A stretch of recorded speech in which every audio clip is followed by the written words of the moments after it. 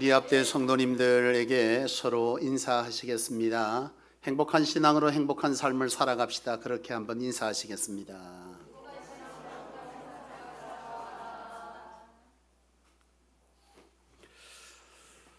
여러분 인생을 살다 보면은 여러분들이 참 열심을 내어서 힘을 내어서 열심히 무엇인가를 했는데 그 결과가 참 여러분들의 열심을 배반할 때가 있을 것입니다.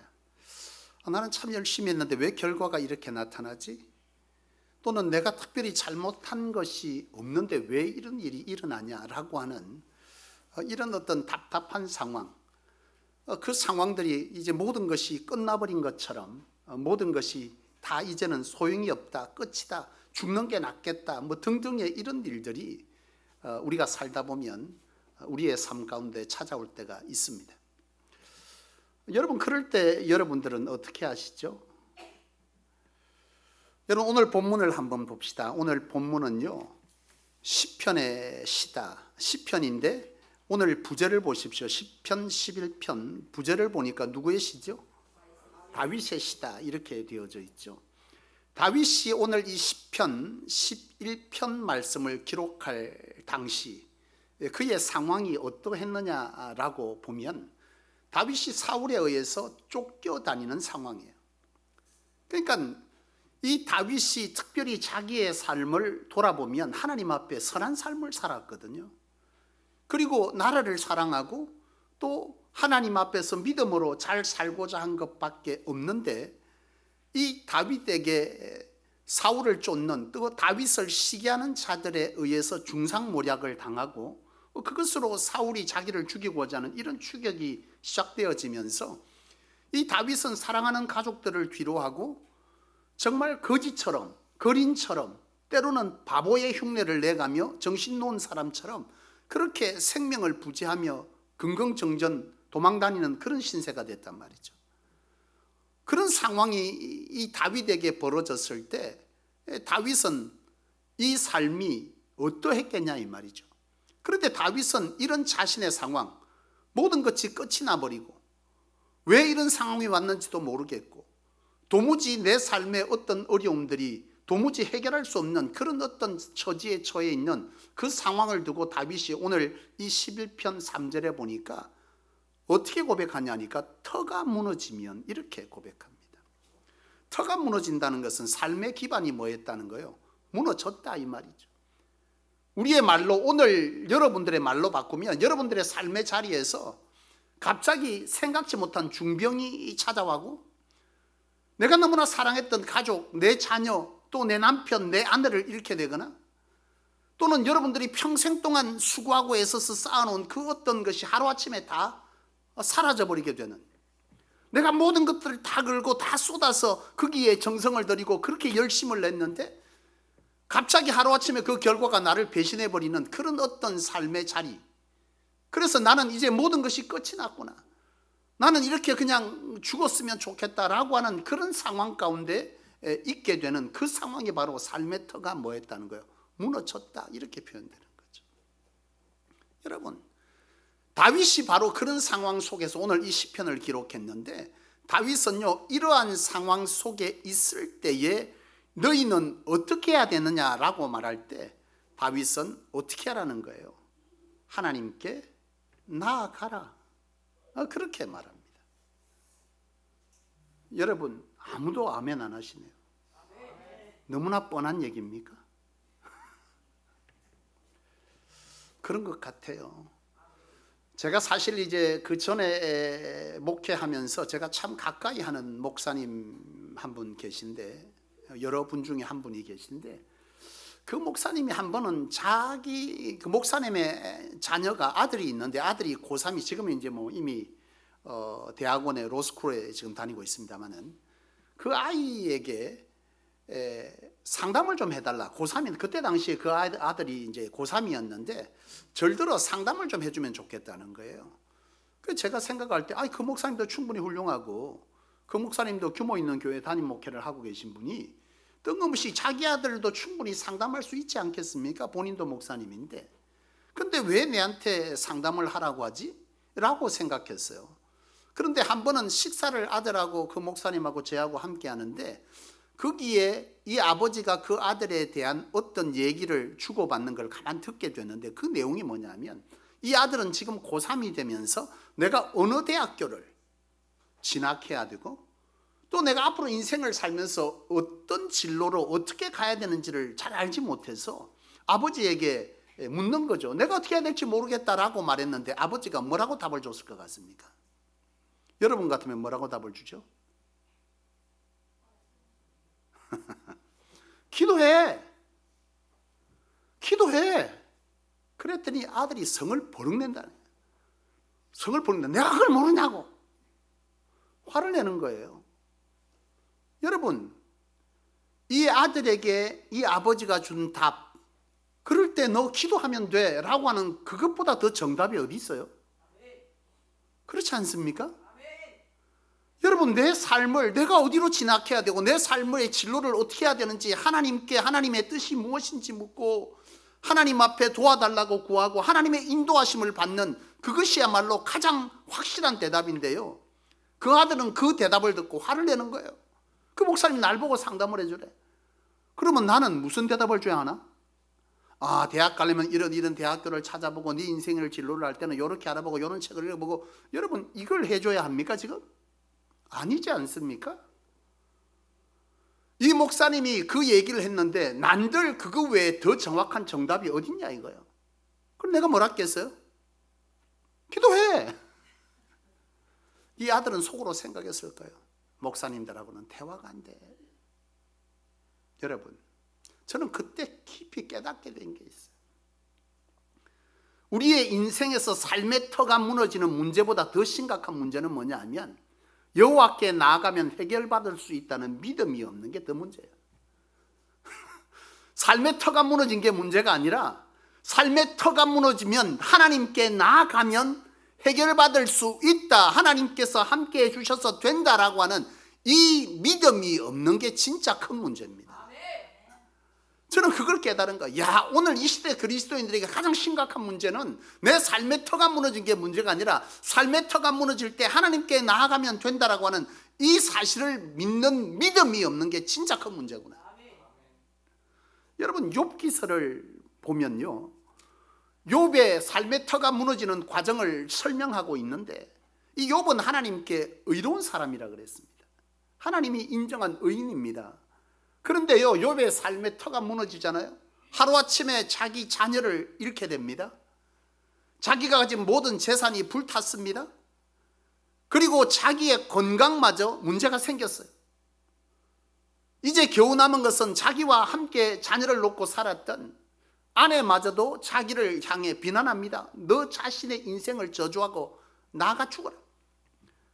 여러분, 얼마나 고독하고 자기의 삶의 처지가 진짜 항아리 조각을 버려놓은 그 쓰레기 더미에서 자기의 몸에 가려움증이 시작되는 이 질병을 가지고 피부병을 가지고 긁으면서 그렇게 있는 상황의 처지. 여러분, 삶의 터가 무너져도 단단히 무너진 거 아닙니까? 그렇게 단단히 무너진 그 욥이요, 무슨 고백을 합니까?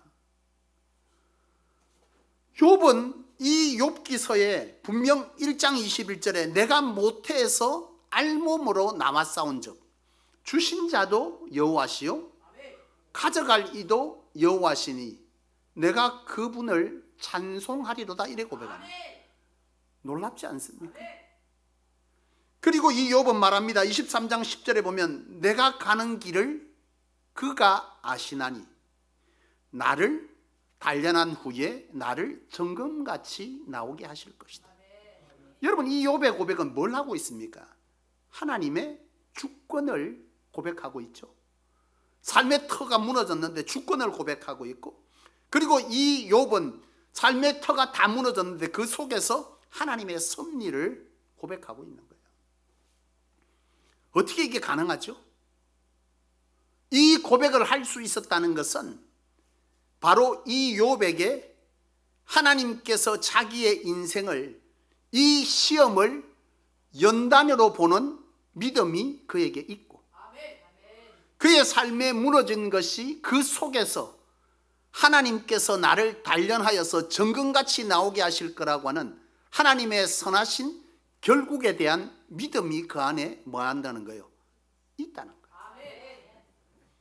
여러분, 우리의 삶에도 여러분의 삶의 터가 무너질 때에 여러분들이 이 시험이 더 이상 아니고 이 시험이 하나님 앞에서의 연단이라고 하는 과정이 되어서 우리의 입술에 고백되어지고, 이 환난과 이 고난이 도리어 하나님께서 나를 더 정금같이 나와서 하나님의 귀한 사람으로 쓰실 것이라고 하는 바로 이 고통의 자리가 끝이 아닌 하나님의 축복의 시작이요 과정이라고 하는 이 고백을 할 수 있는 것은 바로 이것이 내 삶에 믿어진다면, 하나님께서 나를 사랑하셔서 독생자 예수 그리스도, 보기만 해도 아까운 그 주님을 이 땅 가운데 가장 하찮은 자리에 내어 몰아보시고 십자가의 고통 가운데서 아버지여 될 수만 있다면 이 잔을 내게서 거두어 달라라고 하는 이 피눈물 나는 아들의 기도에 등을 돌리는 그 하나님이,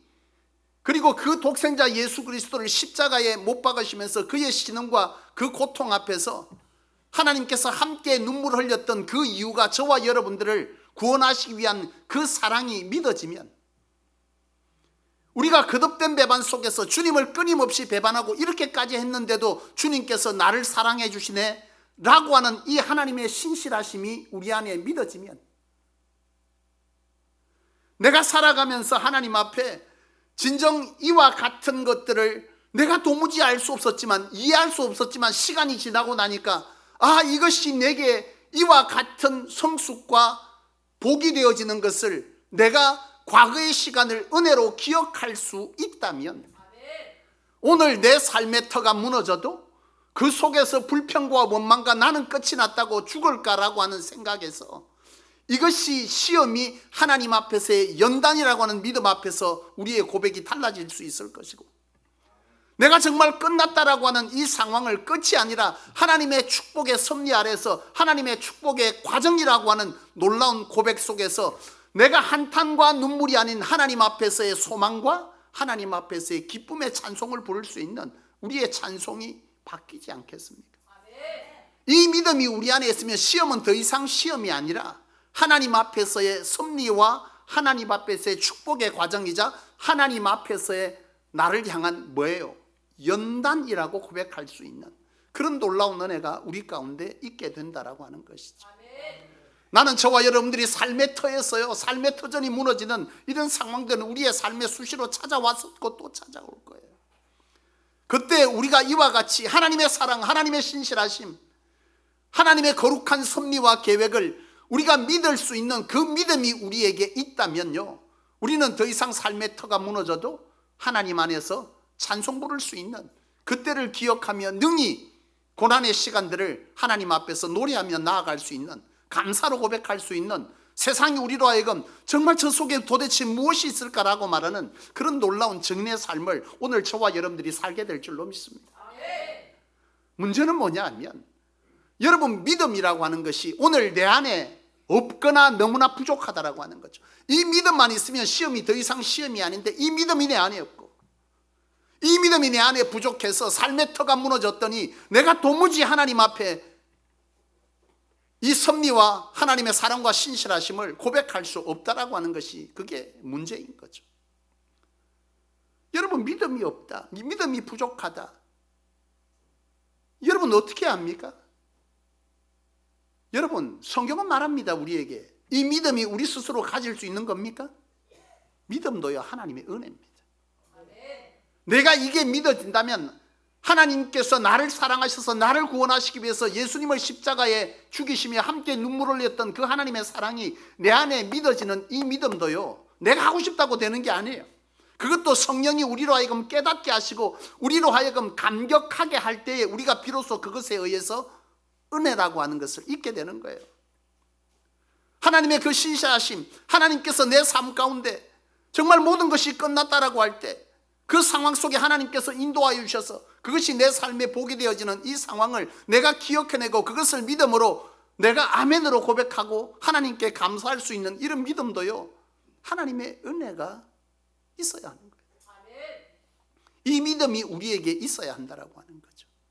근데 이 믿음도 하나님께서 우리에게 뭐 줄 때? 믿음을 주셔야 그것도 믿어지더라고 하는 거예요. 그러면 여러분 어떻게 합니까?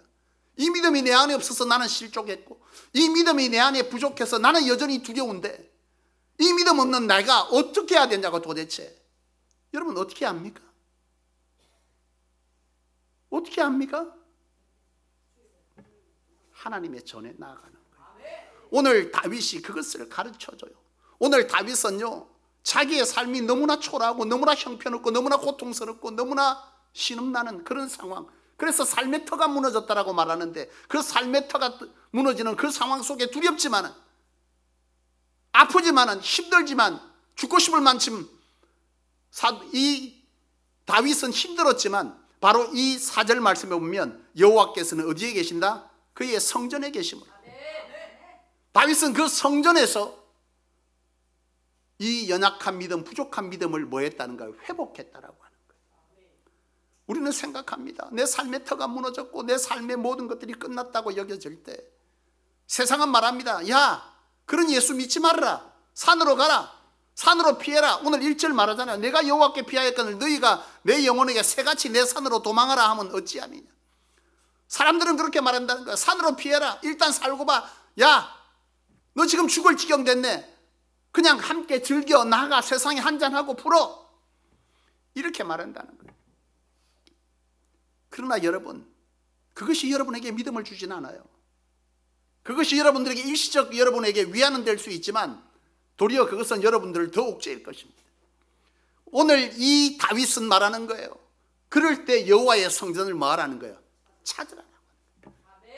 그럴 때일수록 여호와의 성전을 찾으라. 그 속에서 하나님께 물으라. 하나님, 내게 믿음을 주십시오. 내가 이와 같이 일을 왜 당했습니까? 하나님의 뜻이 무엇입니까? 물으라는 거예요. 그곳에서 하나님을 뭐 한다는 거예요? 하나님께서 우리로 하여금 그 뜻을 밝히시고 사랑하더라. 사랑하는 때가 내가 이것이 내게 복이 될 것이다 라고 하나님께서 우리에게 믿음을 주셔서 우리가 이 모든 것이 삶의 터전이 끝났다고 하는 그때를 하나님의 시선으로, 믿음의 시선으로 그 모든 것들을 바라보는 그런 은혜가 우리에게 생겨날 것이다 라고 하는 것을 오늘 다윗이 우리에게 이 시편 11편을 통해서 가르쳐주고 있는 것입니다. 시편 73편에 보면 아삽이라는 사람이 나옵니다. 이 아삽은요, 자기의 삶을 돌아보니까 너무나 힘든 거예요. 자기와 함께하는 선한 사람들이 오히려 악한 사람들보다 더 못 살고, 약한 사람들이 더 잘 살고 더 잘 먹고 잘 입고 아무런 환난도 시험도 없는 이런 삶을 살고, 하나님 앞에 신앙을 가졌던 자기들은 너무나 삶의 자리가 어렵고 힘들어진 거예요. 이 아삽이 너무나 시험이 들어서 자기가 미끄러져서 넘어질 뻔했다 이런 표현을 씁니다. 내가 그 상황을 보고 하나님 도무지 이해할 수가 없어요. 그런데 이 아삽이요, 이러한 상황 속에 삶의 터가 무너지는 이런 상황 속에서 이 아삽이 참으로 잘한 것이 있어요. 시편 73편에 그것을 가르치는데 그건 뭐냐? 그 상황일 때일수록 세상으로 가는 것이 아니라, 하나님이 없다는 것이 아니라 그 속에서 하나님을 뭐 하라는 거예요? 찾으라라고 하는 거예요.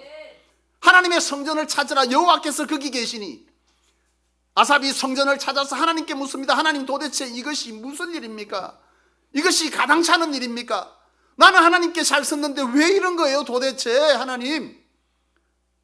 라고 질문할 때에 그 속에서 하나님의 뜻을 발견하고 그 속에서 하나님의 은혜를 이 아삽이 회복해요.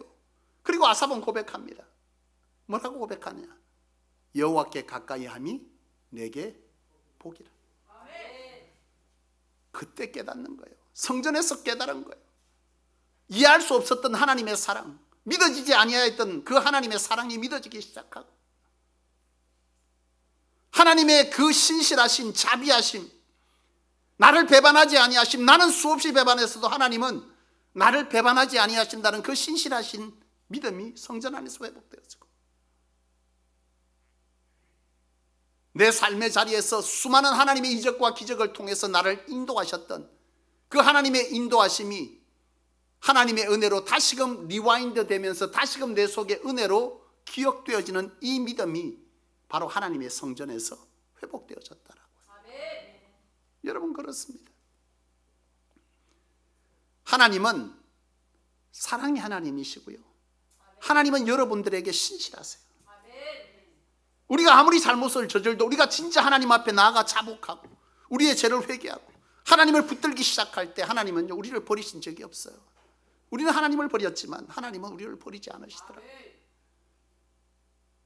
내 삶의 자리, 여러분의 삶의 자리를 돌아보세요. 어느 곳 하나 하나님께서 여러분들에게 선하게 인도하지 않은 것이 무엇입니까? 나는 이것을 구했어요. 나는 이것을 바랬어요. 나는 빨간색을 원했는데 하나님은 노란색을 주셨어요. 하나님 왜 이러시는 거예요 도대체? 그런데 지나고 보니까 그 노란색이 빨간색보다 훨씬 좋은 거예요. 이런 하나님의 섭리와 계획. 내게 왜 이런 질병을 주는 겁니까 하나님?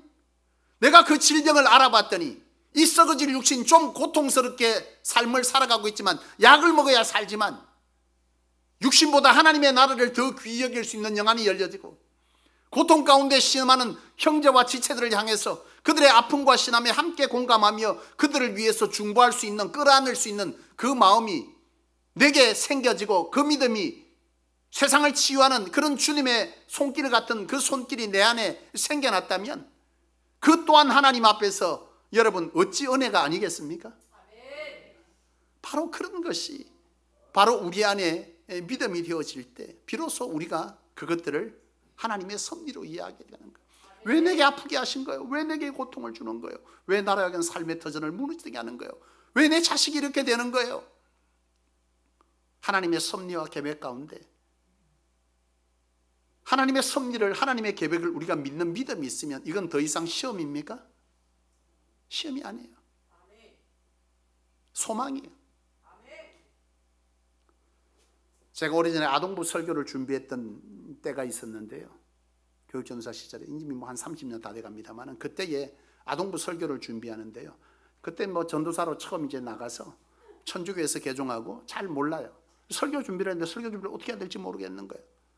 그때는 참고한 게 있어. 그때는 아동부 설교집, 요즘 같으면 인터넷 치면 뭐 부지기수로 나오겠지만 그때는 책을 사서 본 거예요. 도대체 아동부 설교는 어떻게 하는지. 다른 목사님들은 아동부 설교를 할 때 어떻게 맥을 잡고 어떻게 하는지. 그래서 아동부 설교집 책을 한번 샀어요. 7분 설교. 7분 만에 아동부 설교는 끝낸다는 거예요. 왜? 집중을 못 해야 돼.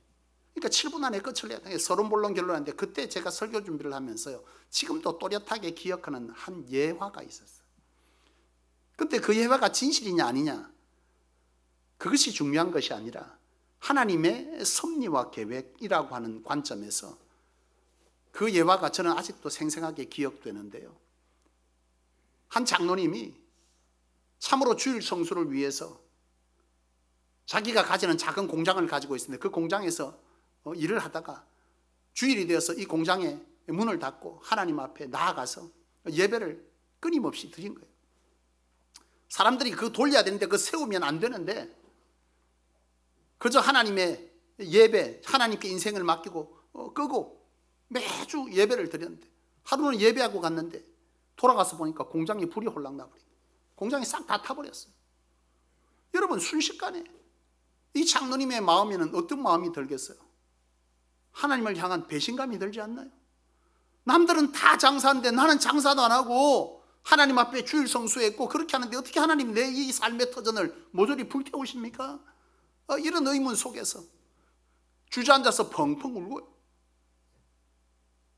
그런데 그 집에서 그 불탄 것들을 다 걷어내고 다시금 그 터에서 뭐라도 해야 된다고 빚을 내서 다시금 작은 공장 하나를 짓고자 그 땅을 파는데요. 땅 밑에서 보석함이 나온 거예요. 이게 어떻게 나온 거냐고요. 6.25 전쟁 때 다들 피난 가고 이렇게 하면서 땅 밑에다가 그때는 다 뭐 한 거예요. 내가 다시 돌아와서 그거 가지러 온다고 그 밑에 금덩어리하고 다 묻어놓고 갔는데 그렇게 피난 갔던 사람이 살았다 죽었다? 죽어본 거지. 그러니까 안 찾아가지. 그렇게라도 찾고 싶습니까? 여러분 이것이 사실이냐 아니냐가 중요한 것이 아니라 지금 이 설교자가 말하려고 하는 것은 무엇입니까?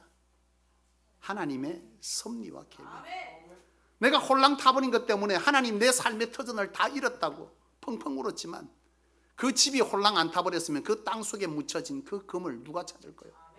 그것으로 더 크고 귀한 자기 공장을 짓게 됐다라고 하는 이 간정에 대한 이 얘기가 참 이제는 제가 때가 묻은 이제 그때는 아멘 놀랍다 이런 데는 지금 가만 생각 그게 누구지? 때 묻었어 나도. 그러니까 이 간증을 할 때 조심스러워. 그때는요 확신에 찼어. 하나님께서 이렇게 했다고 막 애들한테 막 방방 뛰면서 그랬어. 그런데 지금은 이게 진실일까 써낸 건가? 이 가짜 아니야? 이와 같은 흡사한 일이 우리 삶에 없습니까? 이것이 진실이냐 아니냐가 아니라 내가 시험에 떨어져 갖고 하나님 앞에 도대체 내게 왜 이러시는 거예요? 내가 그렇게 하나님 앞에 따졌더니 지나고 나니까 하나님의 은혜더라고. 나는 사실 승승장구했거든. 교육전도사 때 사역하면서 한 번도 실패를 모르고 승승장구했는데요. 실패를 한 2번 경험하게 했는데 그 실패가 그때는 너무 싫고 너무 자존심 상하고 미치도록 목말라. 그런데 여러분 그때는 이해할 수 없었어. 지나고 나니까요 그 떨어진 것 때문에 그렇게 내가 성경을 봤더라고. 신대원 시험 떨어져 갖고 너무 창피해 죽겠는데 그것 때문에 자존심 상해서 잠도 안 자고 몇 개월을 학원에 다니고요 이를 바닥바닥 갈면서 내가 그렇게 악을 썼는데 지나고 나니까 그 이후에 성경을 그렇게 읽을 기회가 없어. 목회자들이 성경 읽을 기회가 많을 것 같다 생각하지만 생각처럼요 그렇게 많지가 않아요. 지나고 나니까 그 1년 늦어진 게 뭐가 중요하겠어요. 목사의 삶에 그때 내가 깊이 하나님의 말씀을 달달달달 외워가면서 그렇게 성경을 파댄 것이 그때 낙방하지 않았으면 그런 기회는 내 인생에 없어요. 뭐가 다릅니까? 불이 홀랑 났는데 땅을 파보니 금덩어리 나왔다. 그게 진짜인가? 그게 뭐가 중요하냐고. 우리의 삶에 이 금덩어리 같은 이런 보화들을 발견하는 역사가 오늘 제가 조금 전에 감정한 그것과 뭐가 다릅니까? 이 사실이 우리 안에 믿어지면 시험은 더 이상 시험이 아니에요. 우리의 삶의 시험은 언제나 있지만 그 시험이 믿음을 가진 자에는 시험이 뭐가 되죠? 연단됩니다. 연단. 그 시험은 연단이라는 단어로 바뀌어요. 시험은 더 이상 내게 시험이 아니라 연단입니다. 나를 뭐하기 위해서 정금같이 나와 하나님의 더 큰 거룩한 사역의 동력자 삼으시려고 이 어려움이 나로 하여금 더 하나님의 마음을 이해하고 하나님의 사역의 현장에서 더 많은 성도들을 보듬게 하는 연단이구나. 오늘 이 이런 것이 내 교만을 꺾어서 겸손이 되게 하고 그 겸손이 더욱 하나님의 뜻 가운데 살아갈 이 땅에서의 복보다 더 큰 하나님의 나라의 면류관이 되는 거구나. 그 시험이 이런 믿음을 가지기 시작하면 시험은 연단이요 섭리요 그 섭리는 나로 하여금 불평이 아닌 소망 안에서의 찬송이 될 줄로 믿습니다. 그렇습니다. 사랑하는 여러분, 우리의 삶에 시험 없는 삶은 없어요. 언제나 시험은 우리 가까이에 있습니다. 그런데요 하나님의 사랑, 하나님의 신실하심, 지금까지 나를 지키시고 돌보시고 선하게 인도하신 그 선하신 섭리의 하나님의 계획을 내가 믿을 수 있으면 믿으면 더 이상 시험은 시험이 아니에요. 반드시 기억하십시오. 문제가 문제가 아니라 문제를 해결하시는 하나님을 믿지 못함이 진짜 문제입니다. 여러분 고백하십시다. 여러분 발견하십시오. 그 상황 속에 여러분 하나님께 나아갈 믿음이 있으십니까? 나아가십시오. 하나님께 물으십시오. 내가 어떻게 합니까? 하나님께서 여러분들의 마음을 만지시고 여러분들의 생각을 정리하게 하시고 내게 잃었던 그 모든 것들을 하나님의 방법으로 회복시키는 그 놀라운 섭리의 은총의 삶을 오늘 저와 여러분들은 반드시 하나님 안에서 살게 될 줄로 믿습니다. 기도하겠습니다.